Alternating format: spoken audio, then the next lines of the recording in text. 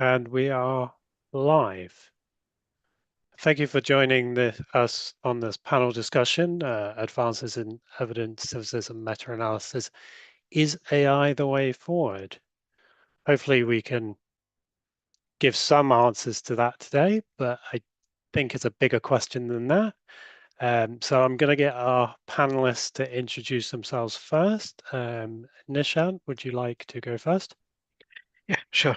So I'm Nishant. I work at the University of Glasgow as a researcher, and I'm also as a researcher for the evidence synthesis group at CRSU, Complex Review Synthesis Unit, which is based at Glasgow and Leicester.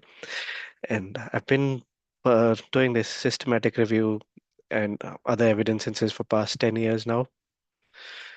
So yeah, so that's basically me. Thank you. Kerry, I have you next on my screen. Thanks. Hi, I'm Kerry Dwan. I'm a Senior Research Fellow at the Centre for Reviews and Dissemination at the University of York. I'm also a Senior Editor for the journal Systematic Reviews, Statistical Editor for Cochrane Evidence Synthesis and Methods, and a Statistical Editor for BMJ EBM. And I'm also on the Prospero Advisory Committee as well. Thank you. Manuel?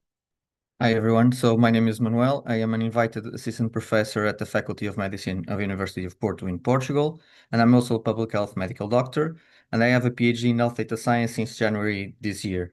My thesis work consisted in the development of quality assessment tools of systematic reviews called Remark, and in automating the application of Remark using AI, which in my case meant using large language models to apply Remark to systematic reviews. And I think that's it. Thank you. Thank you. Sini? Hi, everyone. I'm Sini Savilaakso. I have roughly 15 years of experience in evidence synthesis in environmental field. I currently lead evidence synthesis research under Juno Evidence Alliance that focuses evidence synthesis in agriculture, climate, and nutrition fields. And we have used AI in evidence synthesis in the past 2 years. So that's kind of where my experience in terms of AI comes mainly from. Thank you. Thank you. And Anna? Thank you, and hello everybody. I'm Anna Noel-Storr. I'm an information specialist by background. I've been working in Cochrane now for about 17 years, but I also work a bit with Nishant over at the CRSU. And in my current role, I'm very interested in the implementation side of things in terms of trying to implement machine learning where we can to make the process of evidence synthesis more efficient. And I should also say I am sort of lead on the Cochrane Crowd Initiative as well in Cochrane, which aims to use crowdsourcing, and that's what my PhD is in. Thank you. Thank you very much. A very good panel today. So let's get started. So our first point I want to ask is, which stages of a systematic review stand to benefit most from AI integration? So where can AI genuinely improve efficiency and accuracy? Nishant, would you like to? Yeah, so I mean, in my experience for the I think data extraction is one of the areas where AI is increasingly being used. So it doesn't help in the accuracy because you have to double check things. Sometimes it hallucinates, but definitely in terms of efficiency, it definitely decreases that time.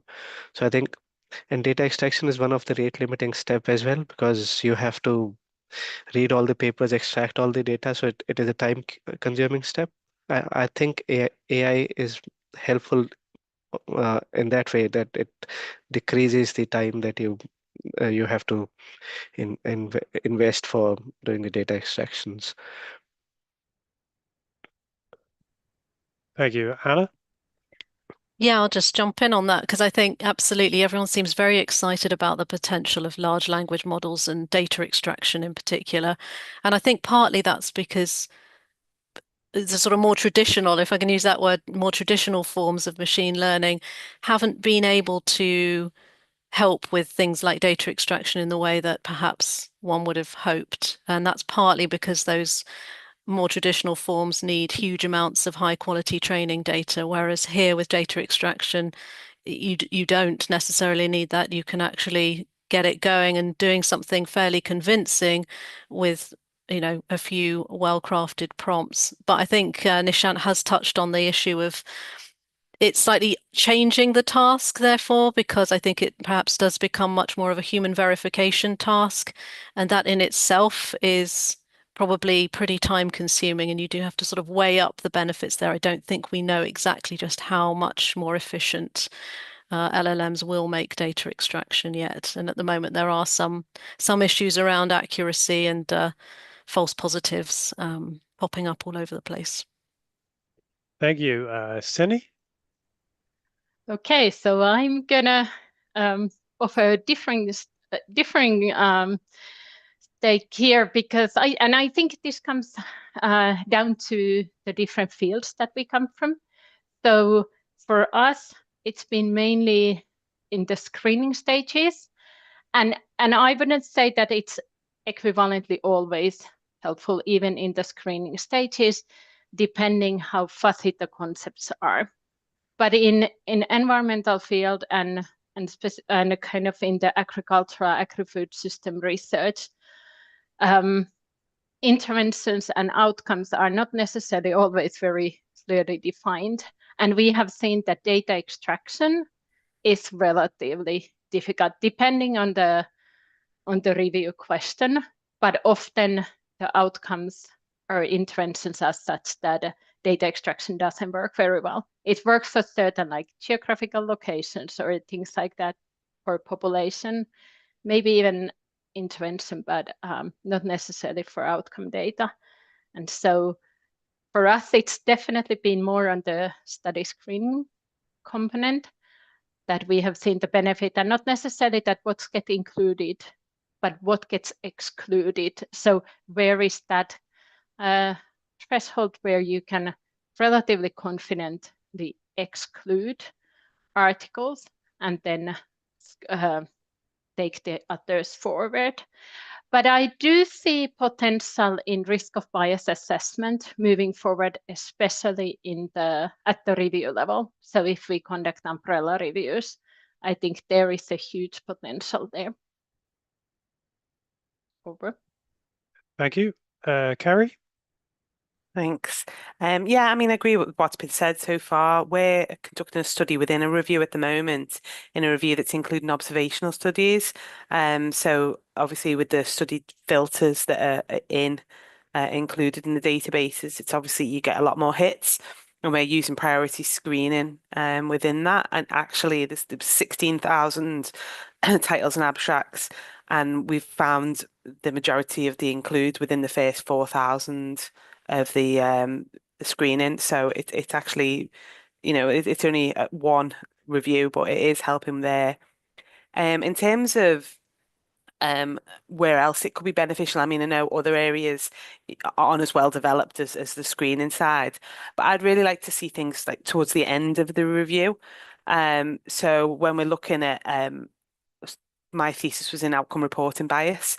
So we find when peer reviewers are checking, peer reviewing the manuscripts, then not necessarily maybe going back and checking the protocol and seeing changes to the protocol and in terms of outcomes as well.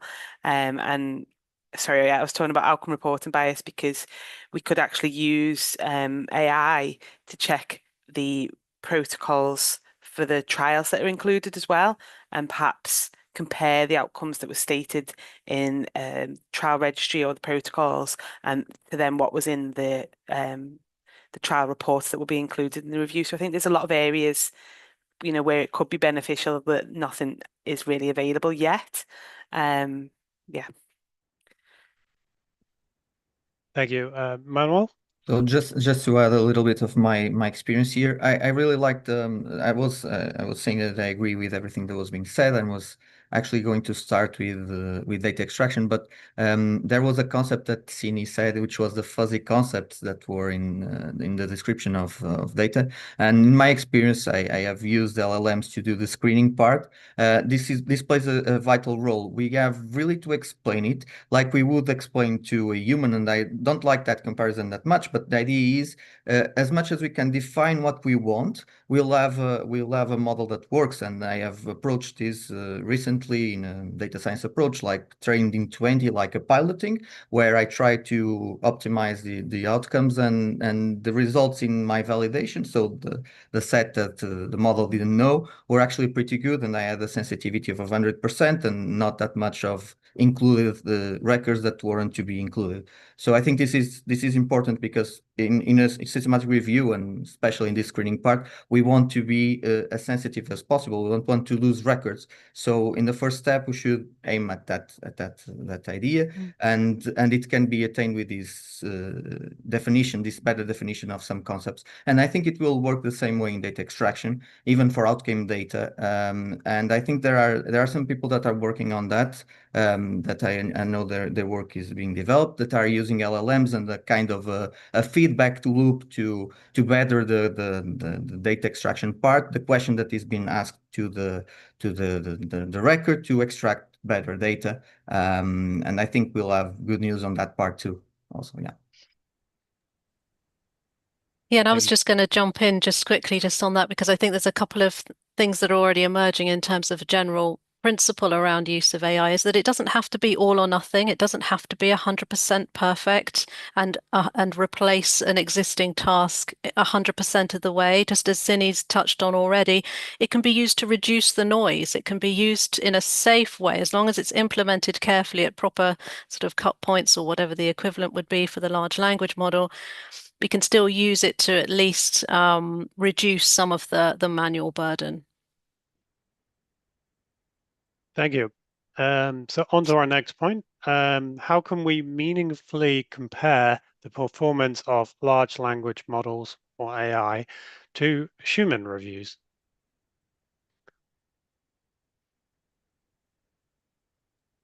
I'd like to go to that one if I can, Ryan. So in my work, what we did was we had the usual. The idea was to apply this quality assessment tool, Remark, to the systematic reviews, and what we had was the usual step, which meant that two reviewers would assess the quality of those systematic reviews, and with a consensus, we would have the thing that we'd call our standard. And this LLM performance was based on comparing with that outcome, which would be our gold standard in that sense. I don't think that some metrics could be used here, like speed. Of course, an LLM would actually be faster to assess it, but I think it is more important here to assess. Well, I like accuracy a lot, but then I like other aspects, which are to assess exactly why the models have those mistakes. If a human would have any doubt in answering that, if those were the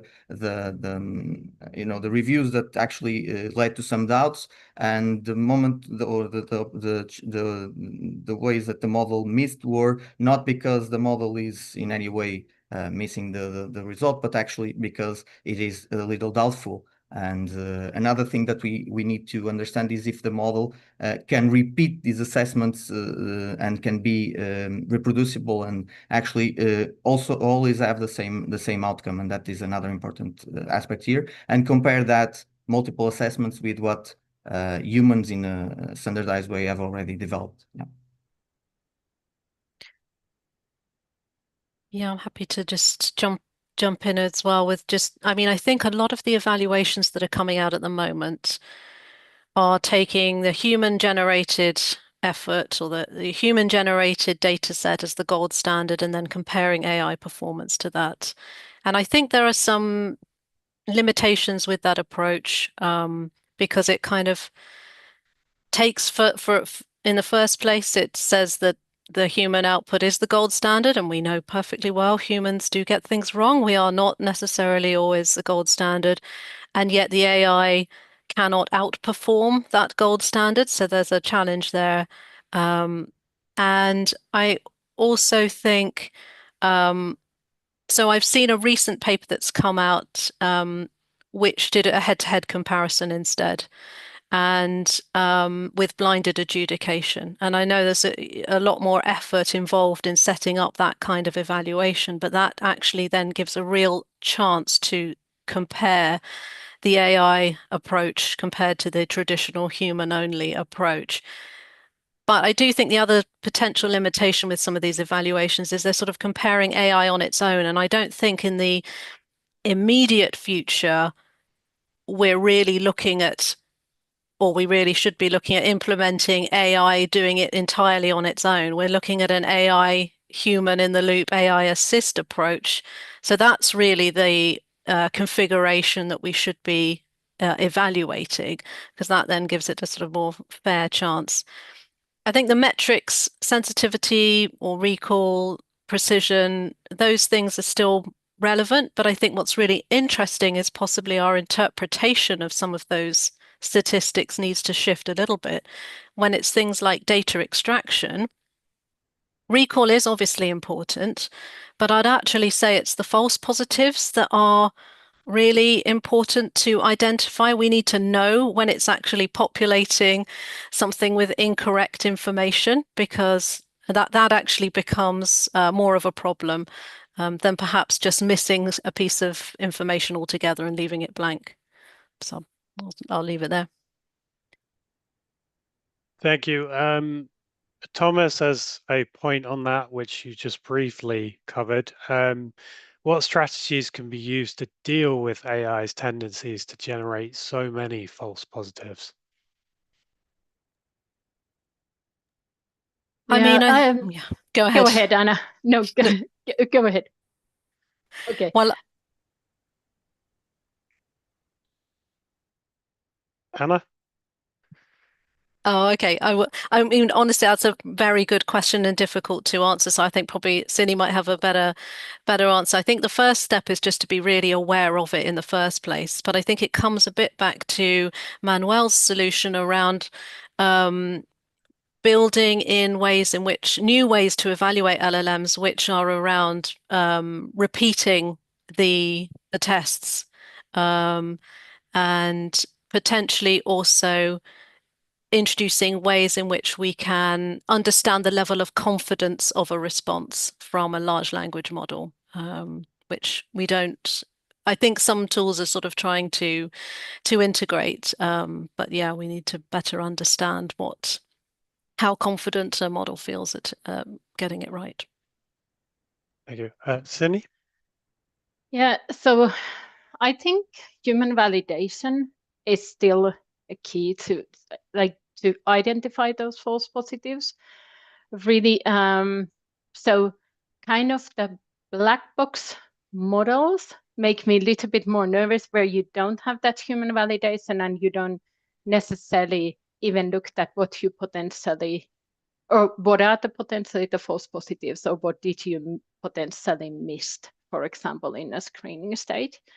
And so that kind of like a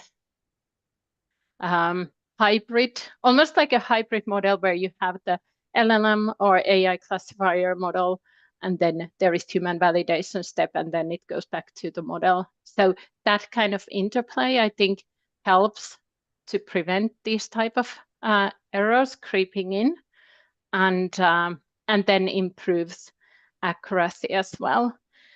And I'm going to go a little bit on a tangent before handing over to Manuel and go back to the original question regarding metrics, because one of the things I think we also should consider is the resource use.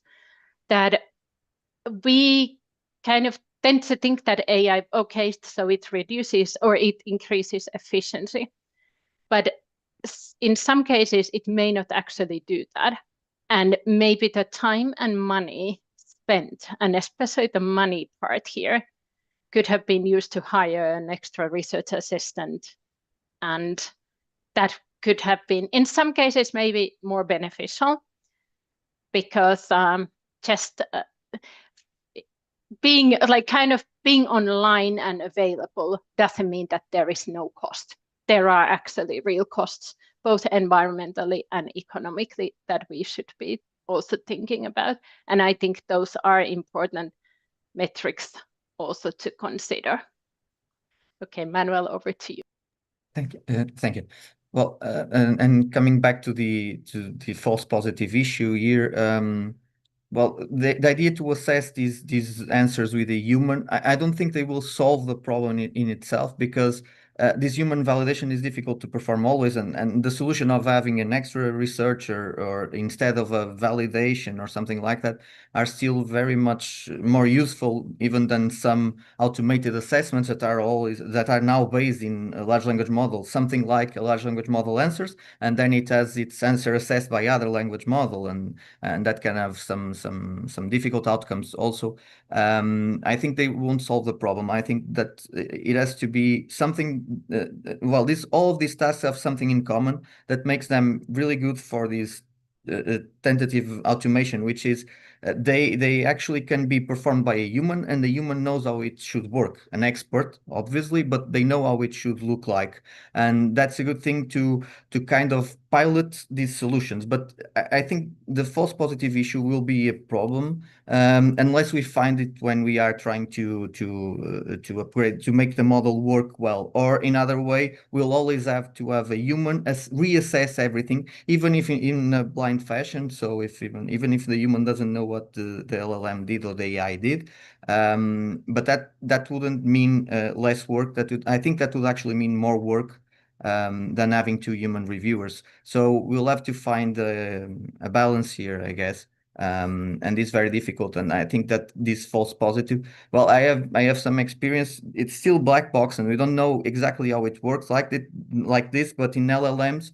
sometimes it works to say, if you don't find it, state that you don't find it, something like that. And I had a good experience in, again, my thesis, which was the most time that I experimented with these type of tools, that whenever they said no to something that had a follow-up question, they were consistent in saying that they didn't find the answer there, because I asked it to be consistent there. And this was kind of for all the models that I use. So this can be a solution. I don't think that having everything reassessed by a human will be a solution to automation. That is not in the sense that it will be a solution for systematic reviews. That I think it can be this hybrid structure. Yeah, thank you. May I just add, I don't think everything should be assessed by humans, but just to have some validation, so it can be based on a random set that you know roughly where you are within that, that kind of that how much validity there is. And so pretty similar that we do consistency checking if we have single screener, so similar setup. And I think just in the longer term, and this is not a simple solution, but I think it speaks to the idea if we just need better infrastructure to support these kinds of activities, so that if errors are identified, they get more easily fed back to model developers potentially, but also just around the community. And if we can potentially, if once something has been data extracted, large parts of that probably should not really need to be data extracted again and again and again for every single review that's done that uses that study. But that speaks to a much bigger problem around how we operate in evidence synthesis at the moment. So it does need sort of a large kind of change in the infrastructure in terms of how we produce evidence. But ultimately, that would also speak to potentially the environmental impact as well, so that we're not constantly using large language models to perform the same tasks over and over again.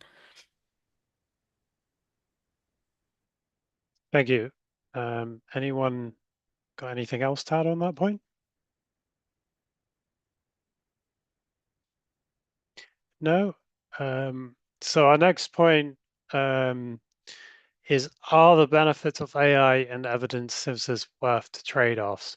And this links to a question we have from the audience, Ismaila, which is, do you think that doing evidence synthesis with AI will make sort of newcomers not understand how to do it manually, and then possibly make them academically lazy and consequently do a worse job.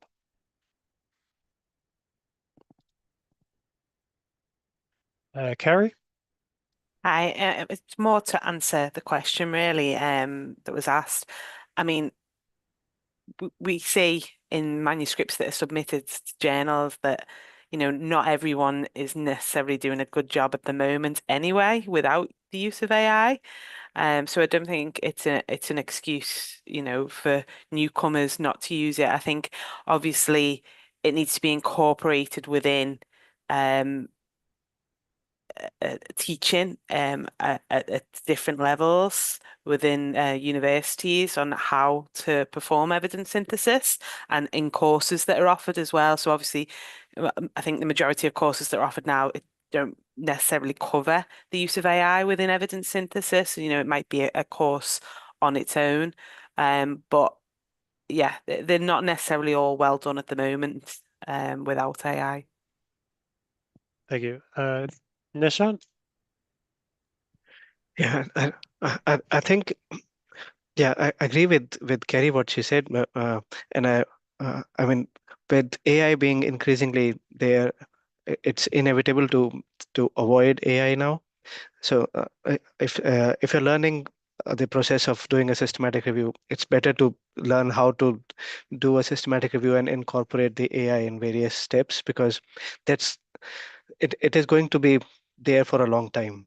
AI is going to be there for a long time, and probably after some time it may take over lots of tasks. I mean, it's I'll still say probably, but I'm quite hopeful that there will be lot more AI will be used in this field, because the things are changing every day. And from my experience in the of doing these using AI in systematic reviews for I've got this experience that if you spend time on your prompts, you get better outputs. So if you spend time developing and standardizing your prompts, you get better outputs, less of inaccuracies, and uh, subsequently you start less of verification is also required if your prompts are fine and you have done a lot of work there. So I I think it will not make lazy, but it will change the way how the academics work, basically. Thank you. Anna? Yeah, thank you. Yeah, I was just going to also come in on the audience's question, because I think as well as measuring, when we evaluate these models, as well as measuring the usual metrics around accuracy and performance and things like that, we do really need to also think about what the adverse effects or events could be. And I think we should be looking at the sort of behavioral changes that might come about from extensive use of AI in evidence synthesis, including, you know, what does that mean for the future generation of evidence synthesists and their understanding of what's involved. But I think just on the sort of general point around benefits and whether they're worth the trade-offs, I mean, I think we have to also reflect that right now, the process of doing high quality evidence synthesis isn't really sustainable. It isn't really working that well. It takes too long to answer important questions. So, yeah, there's also that risk of not adopting AI to take in mind, to think about it from that angle as well. Thank you. Kerry? Yeah, just to extend on that, you know, Anna's right. When you're doing these reviews for guidelines and the stakeholder it needs the answer, you know, within a short time frame, it can be really difficult. So I think, you know, we're going to see this AI used a lot more within reviews. But I think the key is transparency. I think, you know, I think there've been guidelines created, raised guidelines. So I think Anna might know a bit more about those, about the responsible use of AI in evidence synthesis.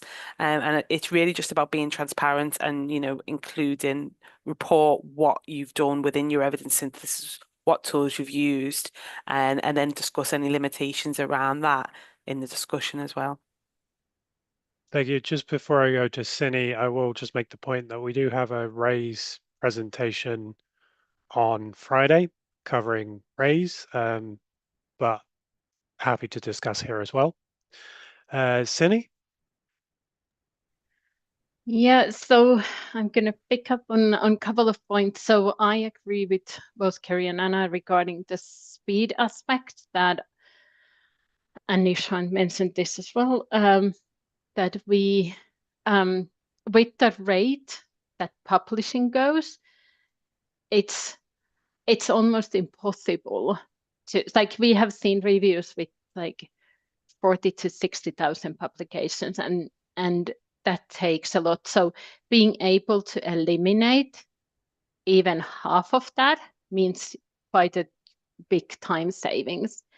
And so I do see that that's where we have the opportunity to use AI truly in terms of speed. But then, yeah, the transparency on what we are using. And I would also say that we talk here about Manuel and Nishant both mentioned prompts, but then there are also AI tools, just as classifier models, that aren't necessarily used. So they aren't using prompts. They are more simple and simplified. And so there are differences also between what we under this AI umbrella. And I think those also reflect on the accuracy that we are not necessarily always going to be using models with prompts. Some of these are very much based on just classifier models that then where accuracy again comes into play.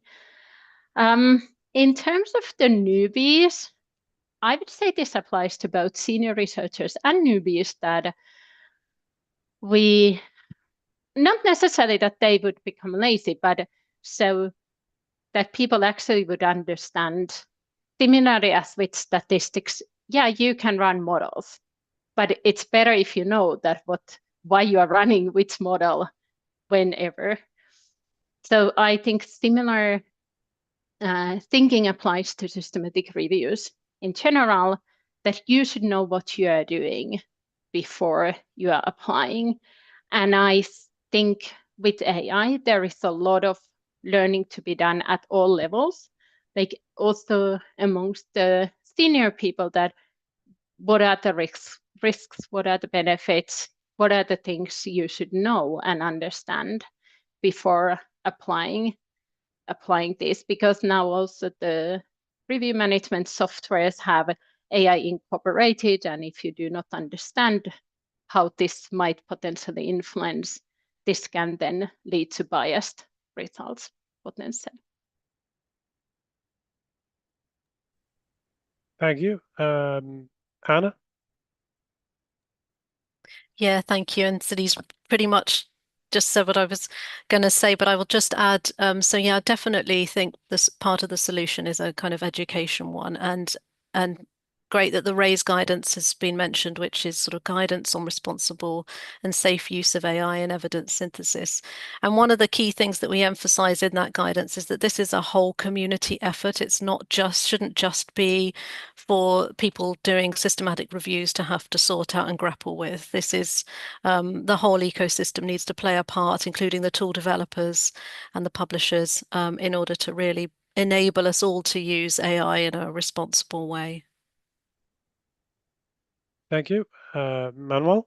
So I agree with most of what's said, mostly the transparency part, which means we are transparent in the use we add with AI. And I also agree with Sini in the part that not all of these models and all of these AI will be large language models and prompted. Most of them will be actually classifiers. I think that for some of the tasks, we'll still need kind of a stepped approach, and this large language model first approach actually helps build, and we could talk about that, some some gold standards that are faster to have a great number of records to train these other classifiers that will have better results. But I like to go to the first question about the benefits, and I think there's a benefit missing here, which is more related with the large number of records that we may find in this type of works and in systematic reviews, which is the consistency, not in the sense of the model being always right or always wrong, but the way that these models, either classifiers or large language models, apply the prompt or the model that we want to apply is consistent from article number 1, from record number 1 to the last record. And I don't think that humans can do that in the same way. If I have to screen 100 records, I'll be much worse at the last one than I was at the first. And these models don't lose that kind of attention. That I think is one of the biggest benefits of using AI, which is a little bit different from the others, right? Like speed and scalability. It's more of the consistent approach that they have. Thanks. Thanks. Sini? If I can quickly give an example of that, because Manuel prompted this thought. So we had, and I will not name any names, but we had a review team, and they were screening records to train the classifier model, and then it went to modeling. It came back, and they had some of the same records that they had already screened, and they changed their answers on the second round.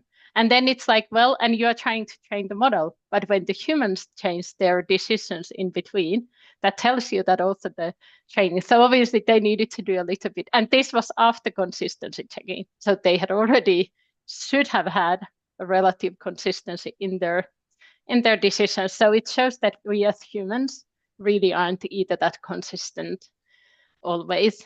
And because we couldn't understand why suddenly the model F1 score went down when normally it should go up on the second round, and then started to look at the data more in detail and noticed that the humans changed their decisions that didn't then correspond on the first set. And so, yeah, definitely see the consistency in decision making as a big benefit.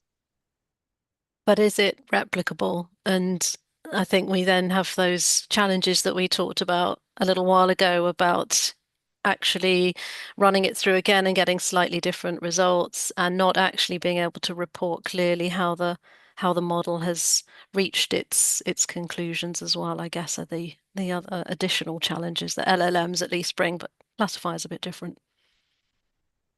And I think, and to directly answer your question, I think that these models can be prompted in the way, and here we are talking about LLMs, in a way that classifiers are prompted. So if we want them to generate text, which is what they were initially built for, there are generative AI, we'll have more inconsistency in these answers. But when we want something that is to extract or to perform kind of an evaluation and provide a final answer that is objective, what I found in my experience is that it is really consistent. And when it isn't consistent, when it sometimes says to include or exclude a record, or that a quality item was present and it was absent, and in multiple runs it changed, they were described in a doubtful way. So a human would have doubt answering that. The same human that trained the model would have difficulty in answering that. So I think these are different problems. One is the generative part, which will have problems if we want to compare it with the gold standard. The other is an extraction of objective answer that we know that must follow that structure, and that I think it's easier to compare. And that's where this consistency is better in these models, not in the sense of how they get to the answer, but how they consistently answer the same way. So if I may comment from that example, just that in that case, it was a classifier model. so not an LLM model yet. And the kind of, and there the human validation in essence played a role until the model had a high enough F1 score, precision and recall before it was applied to the whole set of records. So this was applied to a training set, and then the whole set came later. And so it wasn't that it was run always on the same set. Yeah. And so, yeah. And I'm really to clarify. Yeah, glad that we've raised the sort of more traditional machine learning approaches, because I think with all this hype around LLMs, we need to be careful not to kind of throw the baby out with the bathwater. These classifiers actually can perform really useful jobs in the evidence synthesis process. And we've certainly seen that with our classifier in Cochrane, our most used one, which is the Cochrane RCT classifier. It's been really effective. So yeah. I think, sorry if I may add, I think it's a pattern problem. If a problem is if we have a pattern that we can find in every record that will help us answer the question, a classifier would work most of the times. But if we want some kind of, well, I'll call it fine tuning, but you know that we have another connotation to that. But if we need some tuning to this answer, if we need another pattern, we'll have a problem of overfitting, which in case of these models and in classifiers, we kind of want. It's difficult. It's a difficult trade-off to have there. But yes, most of the times a simple classifier would work if we find a pattern that is consistent in every set. Yeah. Thank you. We have a couple of questions from the audience. Megan has asked, sometimes when conducting data extraction, our team has come across study designs that are highly unusual and require updates to our coding and extraction rules. How can AI deal with something we didn't anticipate if we didn't expect it? We can't prompt the AI well. What approaches could mitigate this? Sorry, it's not going to be an answer to the question directly, but this is an interesting thing that happened in my work. I've actually had the record. It was to be all methods of systematic reviews, but we extracted them manually, and we made a mistake in one of those, and we changed one number in the digital object identifier, and it ended up being an RCT. And the model was consistently answering. I asked it to answer in a certified way, to answer to the tool, and the model was consistently saying this is not a systematic review. And I was losing my mind because it didn't find it as a systematic review, and it was a systematic review. I was sure of it, and it was interesting to see that the model, while not anticipating what it was, instead of answering as a non-applicable or something like that, that would actually, I would look into it, it answered in a way I wasn't expecting, that was saying, this is not what you told me you would provide me. So I don't know if this will be a solution, but for me it worked, and it's interesting. It was interesting to find it. Yeah. Thank you. Nishant? Yeah, I think something similar I experienced recently. So I was trying to extract data, but before extracting the data, I wanted to identify whether that network meta-analysis has also done a component network meta-analysis in that. And I was trying to extract that information, and repeatedly I got three papers which were marked as not component network meta-analysis, which I knew that they are.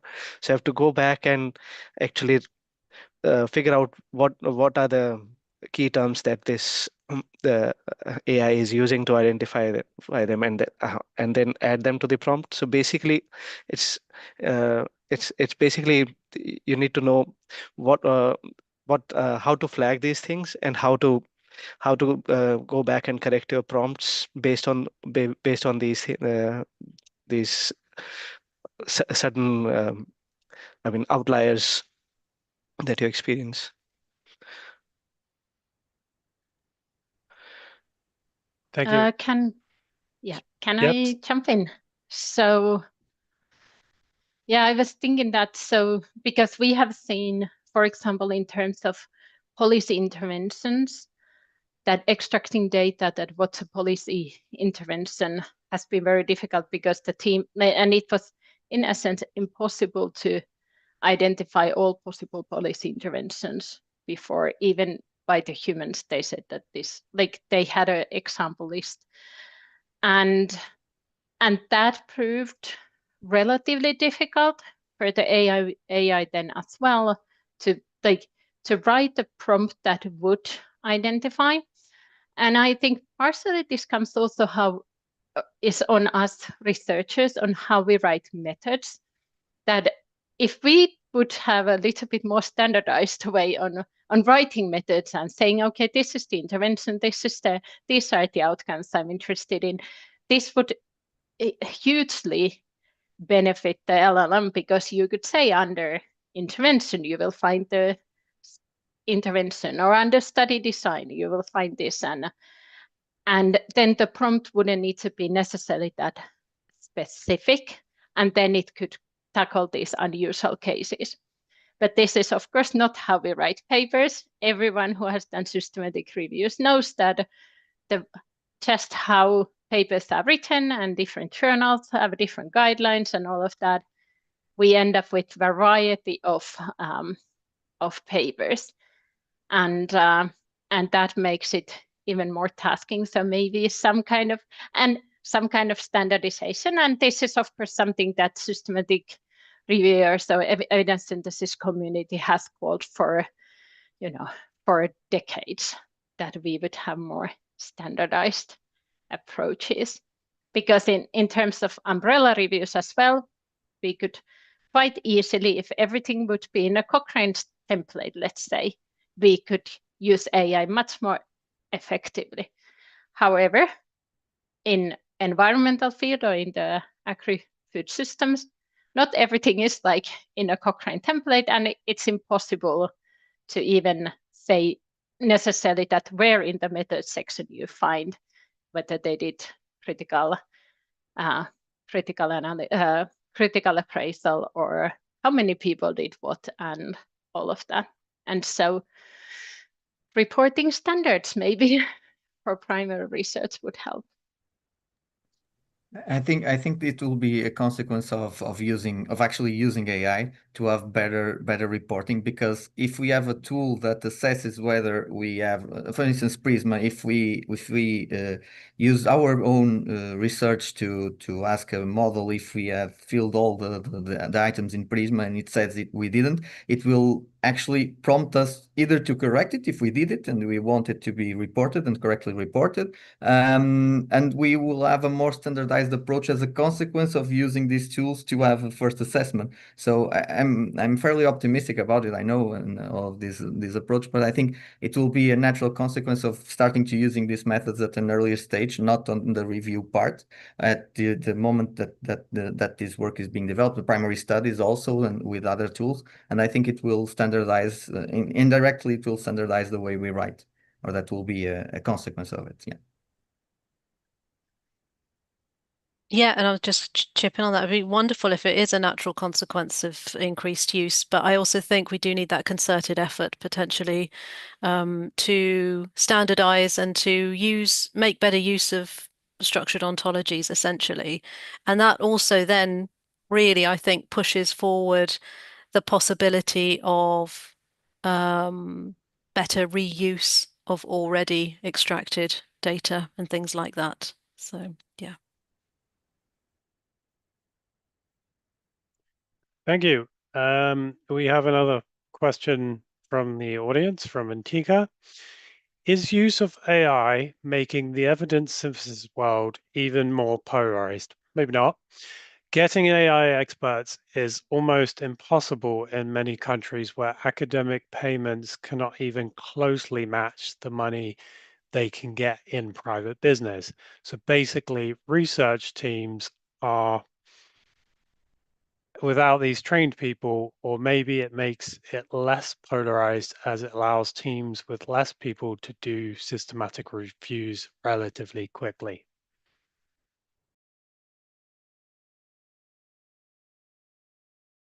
It's a great question.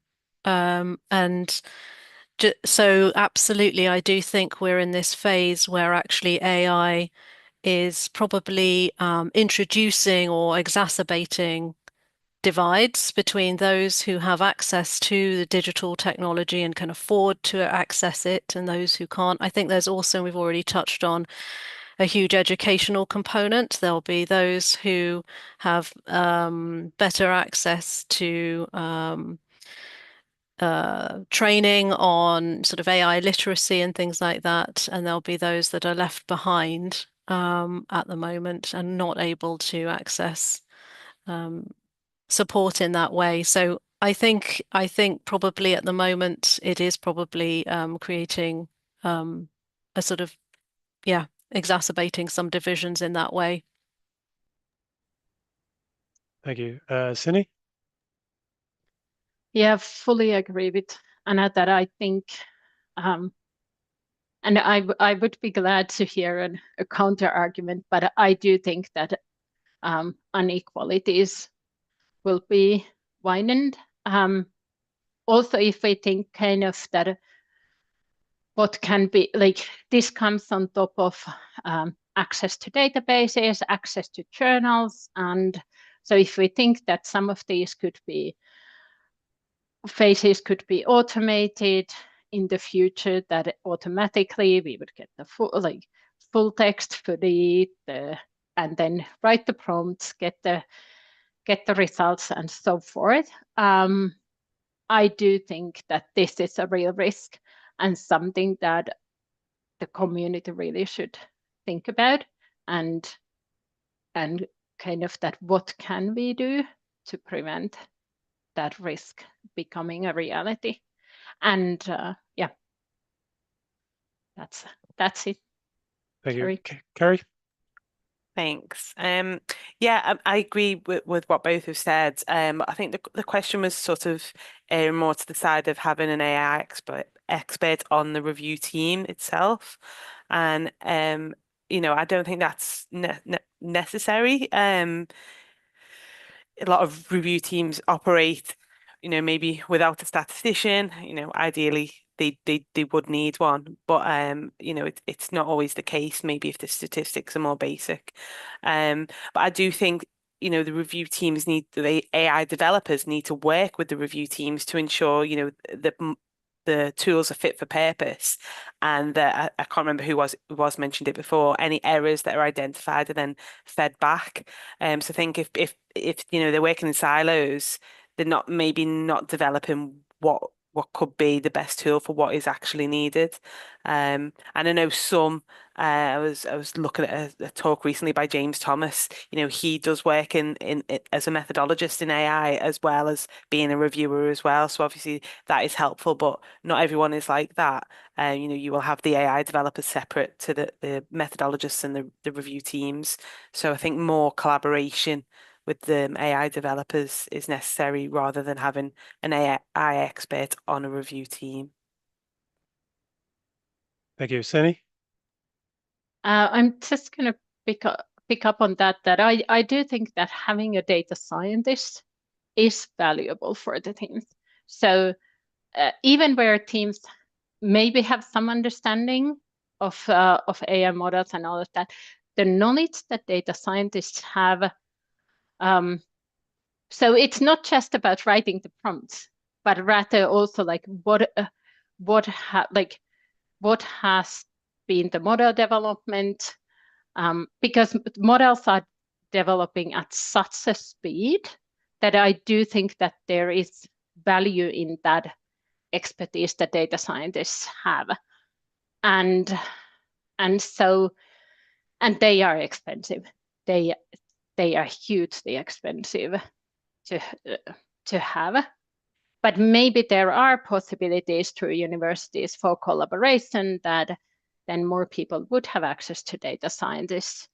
Of course, then also who pays for the large language models, like there is that cost equation as well, that if the review team, like what's the level of funding the review team has to also to pay for all the LLM costs. And so, yeah, hopeful for the future, but do see pitfalls. Thank you, Manuel.